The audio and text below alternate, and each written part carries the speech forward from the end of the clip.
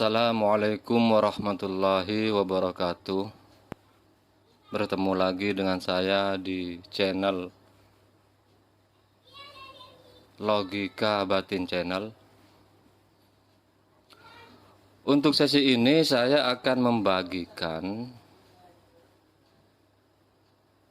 keajaiban istighfar untuk solusi segala permasalahan hidup Anda. Dan istighfar sendiri ini itu sangat terkenal untuk menyelesaikan seluruh permasalahan hidup seorang muslim.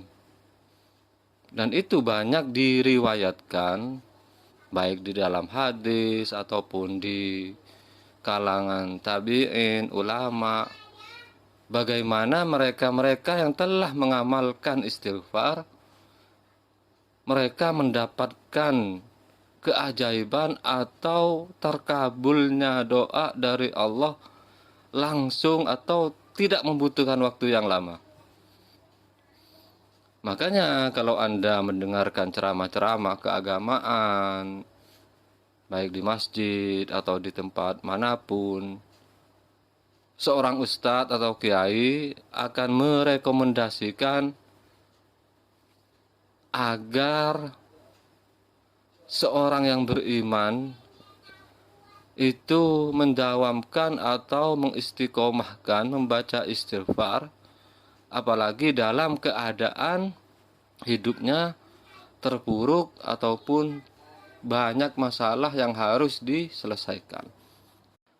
Dan istighfar sendiri itu adalah salah satu zikir di samping zikir yang lainnya yang sangat biasa dibaca sebagai sarana untuk mengingat Allah. Dan bisa kita saksikan misalkan di pesantren atau di tempat manapun, biasanya setelah habis sholat akan membaca istighfar berjemaah. Dan istighfar sendiri adalah amalan yang sangat rutin dibaca oleh Rasulullah, dan itu banyak diriwayatkan di berbagai hadis, yang salah satunya menceritakan bahwa Rasulullah itu tidak pernah lepas membaca istighfar 70 kali setiap malam. Padahal Rasulullah sendiri adalah manusia yang maksum, yang artinya semua dosanya, baik masa lalunya atau masa depannya, itu semuanya sudah dihapus atau diampuni oleh Allah. Tapi Rasulullah sendiri itu terus-menerus membaca istighfar atau memohon ampun kepada Allah. Dan dari fenomena tersebut bisa kita saksikan seorang muslim yang beriman kepada Allah di masjid, di musholla atau dimanapun, pasti tidak pernah ketinggalan membaca istighfar. Dan di dalam Al-Quran surah Nuh ayat 10-12 itu sangat tegas Allah memerintahkan untuk membaca atau memohon ampun kepada Allah dengan memperbanyak istighfar. A'udzu billahi minasyaitonir rajim. Faqultu astaghfiru rabbakum innahu kana ghaffara yursilis samaa'a 'alaikum midrara wa yumdidukum bi amwalin wa banina wa yaj'al lakum jannatin wa yaj'al lakum anhara, yang artinya, maka aku berkata kepada mereka, mohonlah ampunan kepada Tuhanmu, sesungguhnya Dia Maha Pengampun. Dengan demikian Dia akan menurunkan hujan yang lebat dari langit kepadamu, dan Dia akan memperbanyak harta dan anak-anakmu, dan mengadakan kebun-kebun untukmu dan mengadakan sungai-sungai untukmu. Al-Quran surah Nuh ayat 10 sampai ayat 12. Di ayat ini sangat jelas bahwa siapapun yang memohon ampunan Allah, Allah akan menjanjikan memperbanyak harta, memperbanyak anak. Sebenarnya ini adalah kiasan bahwa apapun yang dimintakan oleh seseorang yang memohon ampun kepada Allah, doanya atau harapannya akan dikabulkan oleh Allah.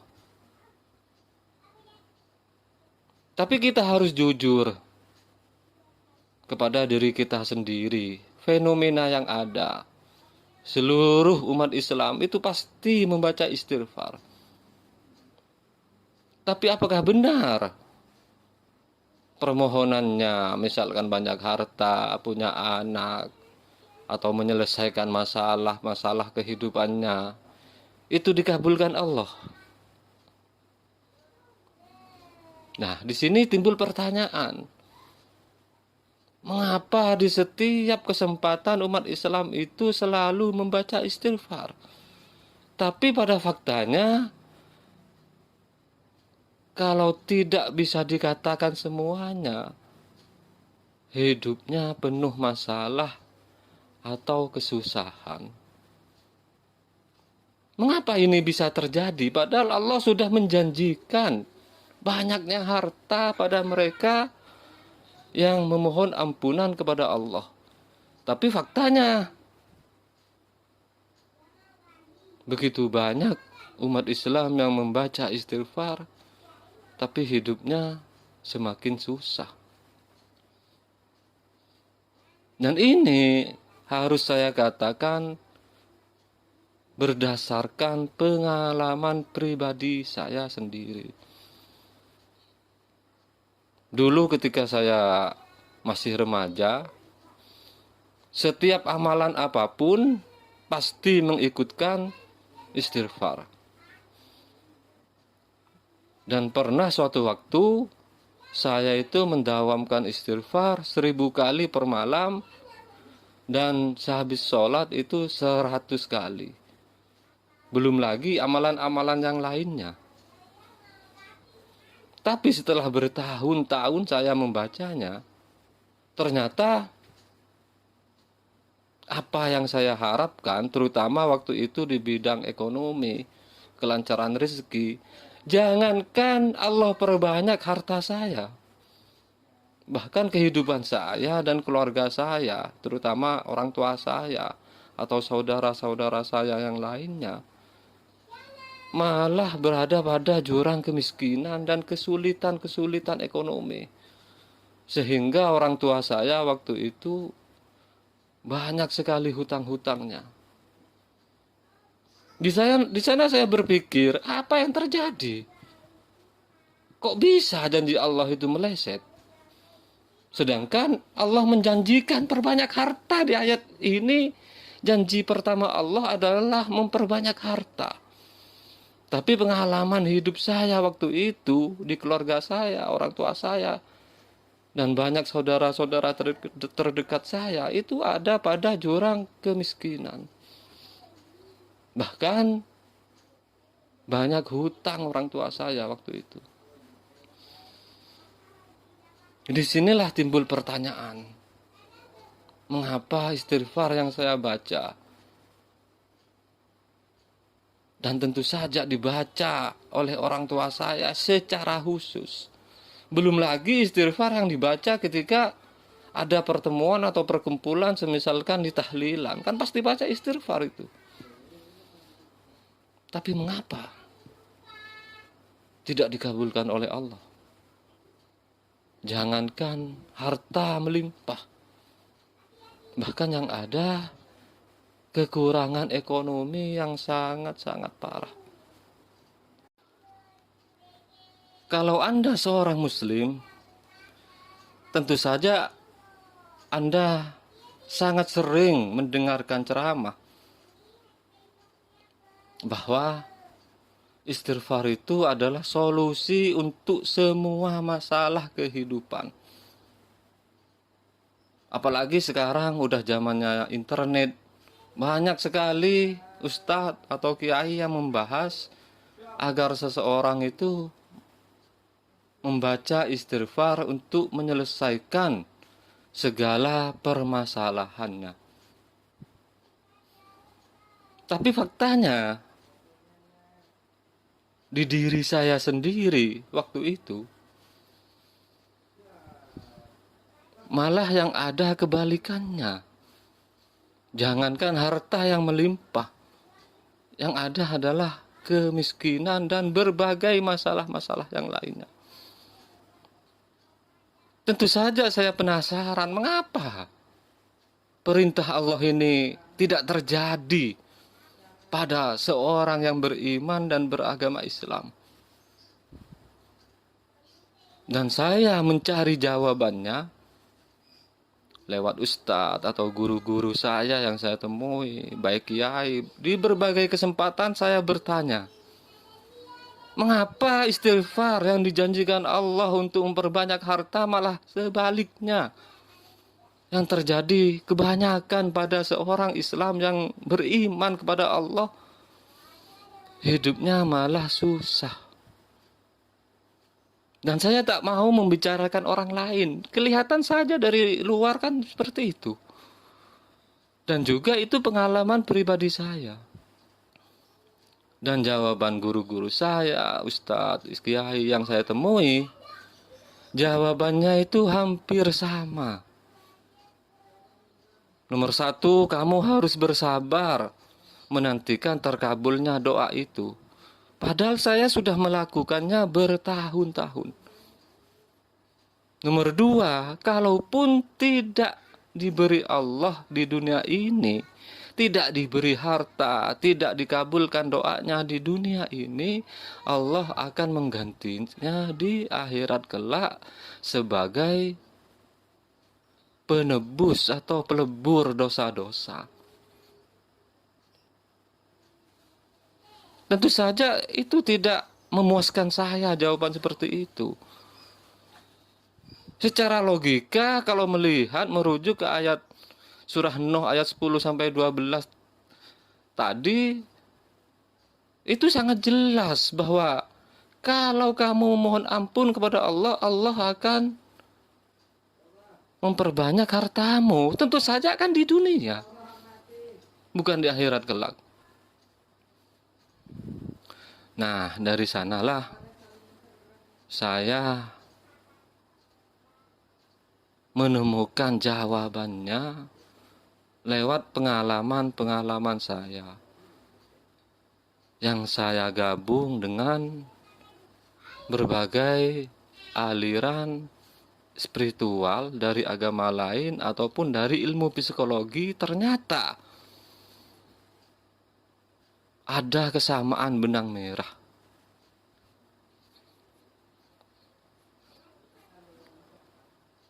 Coba lihat lagi di surah Nuh ayat 10 sampai 12. Di sana disebutkan mohonlah ampun kepada Allah. Di sana tidak pernah disebutkan katakanlah atau bacalah ampunan. Dan ini menurut saya kesalahan fatal saya.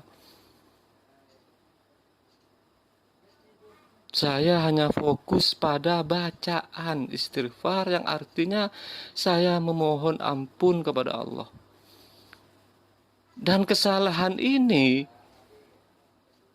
ternyata sudah lumrah terjadi di mana-mana. Maksudnya, kita hanya fokus pada bacaan. Astagfirullahaladzim, astagfirullahaladzim. Seperti ini kan sangat lumrah kalau kita saksikan di mana-mana. Tentu saja kalau kita merujuk ke hadis, membaca astagfirullahaladzim itu memang diperintahkan oleh Rasulullah. Tapi kalau melihat ayat di atas, tentu saja Yang diperintahkan oleh Allah bukan membaca, tapi memohon ampunan kepada Allah.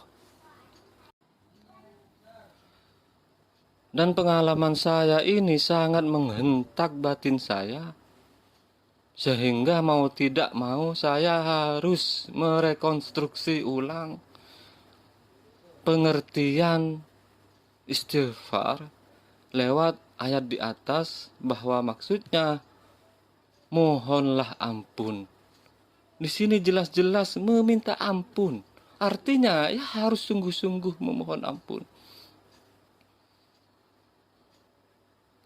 Dan itu pengalaman pribadi saya. Sewaktu itu saya punya masalah, sangat kesal, sangat membenci seseorang. Dan itu berlangsung berhari-hari. Tiba-tiba di suatu malam begitu saya membaca istighfar, Astaghfirullahaladzim, Astaghfirullahaladzim, Astaghfirullahaladzim, wajah orang yang saya benci itu terbayang waktu saya membaca istighfar. Dan saya terhentak, ya Allah, saya memohon ampun kepada Engkau. Tapi di saat yang sama saya membenci seseorang dan tidak mau memaafkan. Ya Allah, saya memohon ampun kepadamu. Tapi di saat yang sama saya sangat marah pada seseorang. Dari sana saya menelisik dan menelusuri isi batin saya sendiri. Dan harus saya akui dengan jujur bahwa bukan hanya satu orang yang saya benci. Bukan hanya satu orang yang membuat saya kesal dan marah. Bahkan hampir setiap saat saya merasa marah dengan seseorang, merasa kesal. Dari sana saya berpikir, Allah itu punya sifat pemaaf, Al-Ghafur. Tapi saya sendiri tidak ada rasa maaf apapun dalam hati saya pada seseorang yang telah membuat sakit hati saya. Dari sana saya merekonstruksi ulang bahwa pandangan saya seperti ini, kalau di kalangan sufi, saya telah menjadi Tuhan. Bukan Allah yang saya tuhankan, tapi hati dan pikiran saya sendiri. Bayangkan, Allah yang maha mengampuni, maha pemaaf. Tapi saya begitu membenci seseorang, begitu marah pada seseorang. Padahal kalau dirunut lagi, seorang itu manusia yang adalah ciptaan Allah.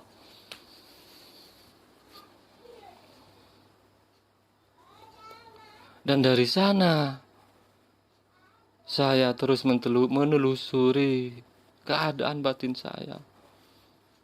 Ternyata bukan hanya seseorang, ternyata bukan hanya manusia, ternyata banyak yang lainnya yang sehari-hari saya tidak maafkan. Banyak yang lainnya yang sehari-hari saya kesalkan. Baik keadaan ekonomi saya, baik keadaan kehidupan saya. Padahal semua itu adalah pemberian Allah.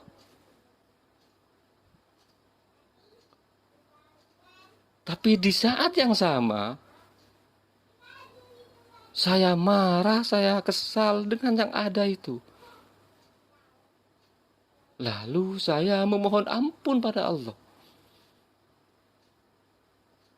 Ini jelas tidak masuk logika. Tidak masuk logika saya.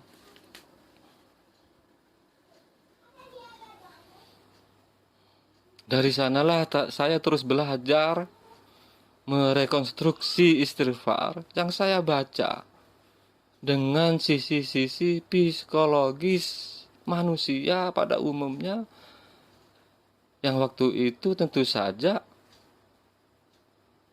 saya sendiri sebagai objek penelitian saya.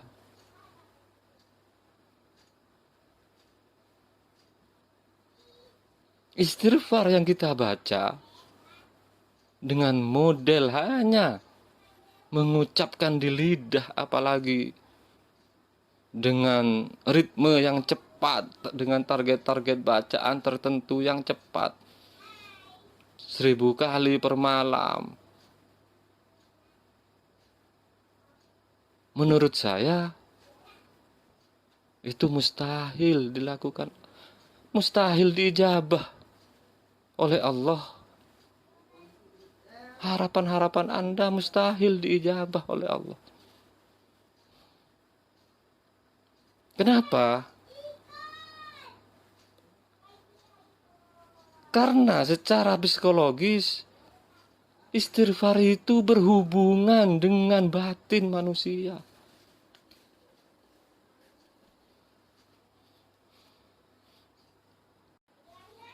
Karena secara psikologis itu berhubungan erat dengan pikiran dan hati manusia itu sendiri. Secara logika, coba Anda berpikir. Anda mewiridkan istighfar per malam 1000 kali, meminta maaf, minta ampunan pada Allah. Tapi dalam keseharian Anda, semua hal Anda kesali, Anda marahi, Anda benci. Dengan kata lain, Anda tidak terima dengan kondisi-kondisi yang Anda hadapi. Masuk akal enggak? Menurut saya tidak masuk akal. Bukankah semua keadaan Anda itu pemberian Allah? Lalu di saat yang sama Anda memohon ampun pada Allah untuk dimaafkan. Anda sendiri tidak mau memaafkan.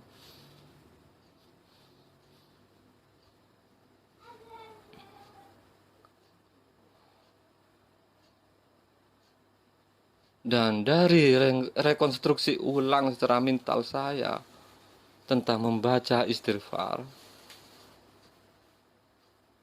dari situ ternyata istighfar tersebut bukan hanya kata-kata di lidah, tapi harus meresap ke dalam hati, meresap ke semua sendi-sendi kehidupan dalam kehidupan sehari-hari kita. Kalau itu sudah terjadi, tentu saja keajaiban yang dijanjikan Allah istighfar untuk menyelesaikan segala masalah, Anda tidak perlu menunggu esok hari. Anda tidak perlu menunggu minggu depan, bulan depan, tahun depan untuk terkabulnya doa. Bahkan seketika Anda merekonstruksi ulang istighfar yang Anda baca di tingkat mental, keajaiban itu terjadi seketika. Tidak perlu menunggu, bahkan menunggu sampai di akhirat, tidak perlu.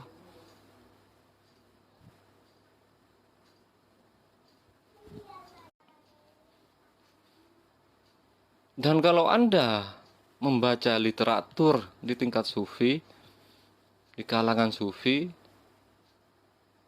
membaca istighfar atau memohon ampun kepada Allah itu ada pada prioritas utama.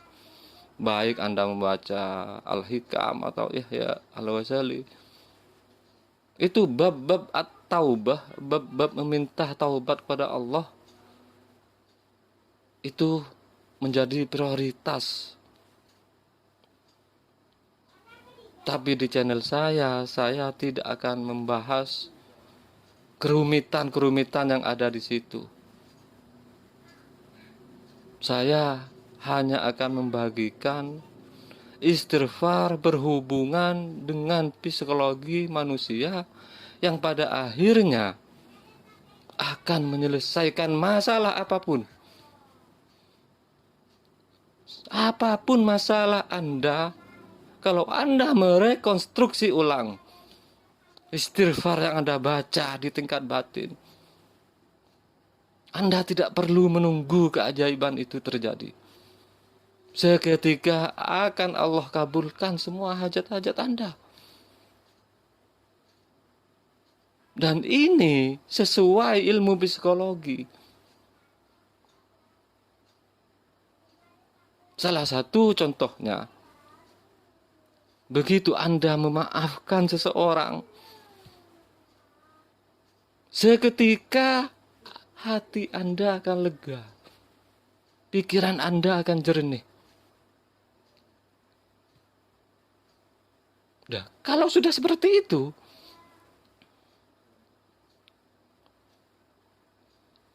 menyelesaikan masalah, menyelesaikan apapun yang Anda hadapi, itu akan jauh lebih mudah.